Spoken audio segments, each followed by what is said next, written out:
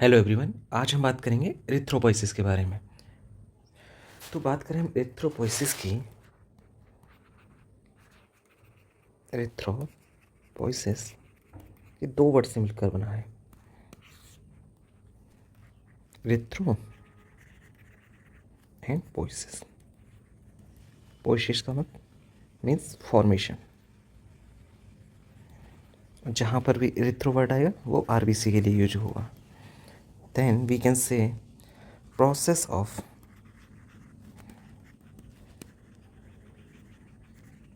Development of immature RBC to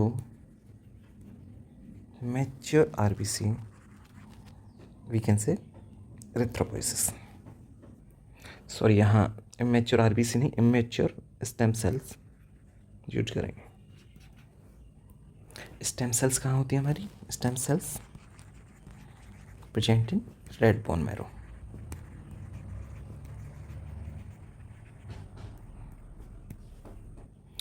next हम बात करें process of development of RBC, मतलब स्टेम सेल से एक मैच्योर आरबीसी बनने में लगभग 7 दिनों का समय लगता है, 7 days। Process of development of RBC takes about 7 days। Next हम बात करें साइट्स ऑफ एरिथ्रोपोइसिस। एरिथ्रोपोइसिस कहाँ कहाँ होती है? तो सबसे पहले हम बात करेंगे एम्ब्रियो की। इन embryo, embryonic life, RBC synthesis occur in liver, RBC production in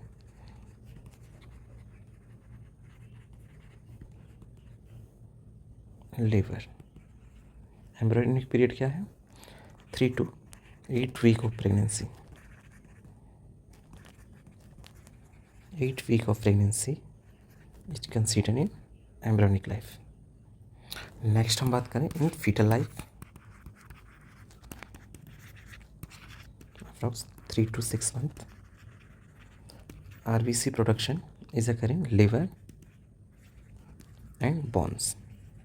जो RBC हैं वो लिवर और बोन के अंदर बनेंगे इन 6 to 9 month। RBC produced by long bone, long bone like as tibia fibula, radius ulna. Next हम बात करें आफ्टर 20 years, लगभग 20 साल बाद RBC is produced by all long bones and maximum RBC production is done by sternum। Sternum क्या है? Breast bone, जो हमारे चेस्ट में प्रेजेंट होती है। Sternum is also known as breast bone. Maximum RBC production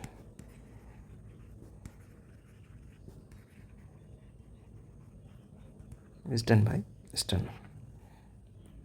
next हम बात करें during disorder of bone, like एक बोन कैंसर हो गया। During disorder of bone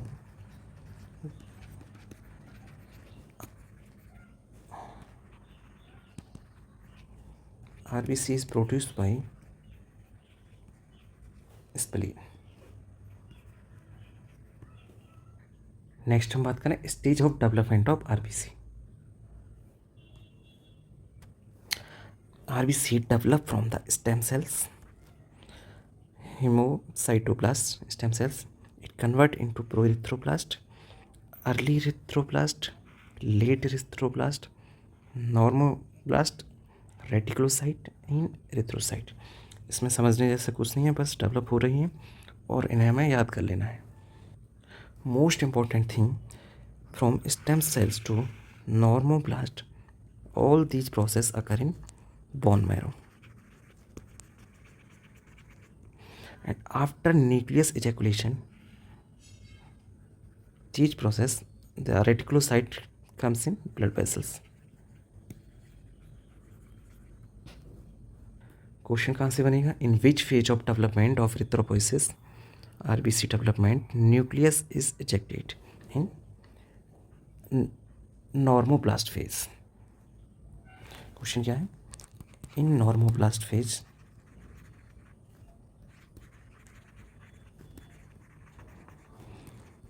nucleus is ejected from ejected। दूसरा क्वेश्चन ये बनेगा, रेटिकुलोसाइट काउंट, रेटिकुलोसाइट अभी भी इमेच्योर है, reticulocyte count in blood, that is 1 to 2%। तीसरा क्वेश्चन ये बनेगा, mature form after erythropoiesis is erythrocyte, mature form after erythropoiesis.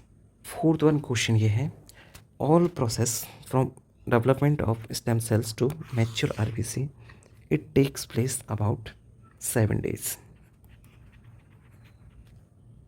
Stages के अंदर ऐसा कुछ नहीं है, हमें बस इनको याद करना है और एरिथ्रोपोइसिस हमारी खत्म। नेक्स्ट हम बात करें सिक्रेशन ऑफ एरिथ्रोपोइटिन के बारे में। ये क्या है, एक नेगेटिव फीडबैक की तरह काम करता है। वर्क कैसे, negative feedback due to hypoxia, if oxygen level is decrease in blood, hypoxia क्या है, decrease oxygen in tissue. Blood कहाँ जाएगा, decrease SpO2, oxygen saturation of blood, blood कहाँ जाएगा, किडनी के पास, किडनी से एक हार्मोन सीक्रेट होता है जिसका नाम है erythropoietin. Erythropoietin send signals to the red bone marrow.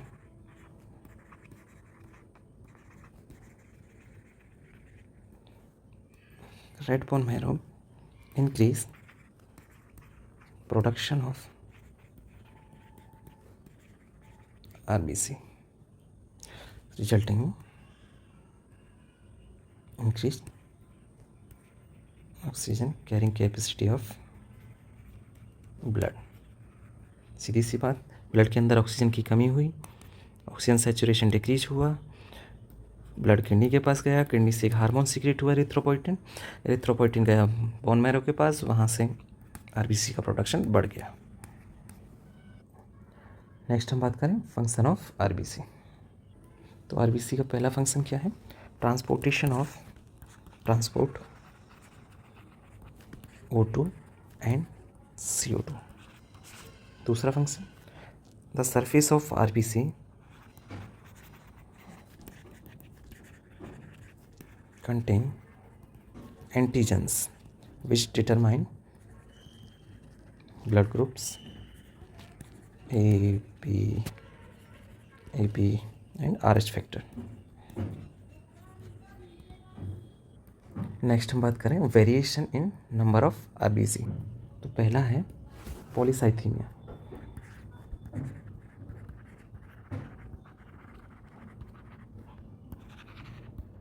Polycythaemia क्या है, इंक्रीज आरबीसी काउंट।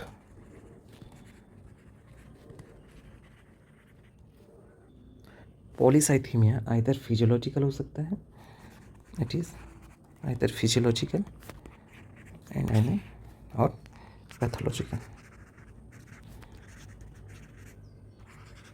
फिजियोलॉजिकल क्या है, if body demand increase, if oxygen need increase in body for short period of time, like as during exercise, high altitude,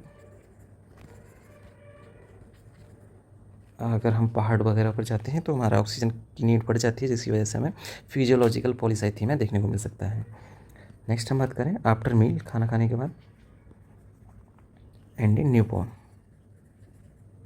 newborn में क्यों देखने को मिला, क्योंकि क्राइंग की वजह से ऑक्सीजन की डिमांड बढ़ जाएगी, बच्चा रोता है पैदा होते ही, इसीलिए फिजियोलॉजिकल पॉलीसाइथीमिया देखने को मिलेगा। नेक्स्ट है पैथोलॉजिकल जैसे लंग्स डिसऑर्डर या respiratory disorder, like emphysema, asthma, दोनों के अंदर और जितने भी लंग्स डिसऑर्डर उनके अंदर हमें पॉलीसाइथीमिया देखने को मिलेगा। दूसरा वेरिएशन हमें एनीमिया के अंदर देखने को मिलेगा,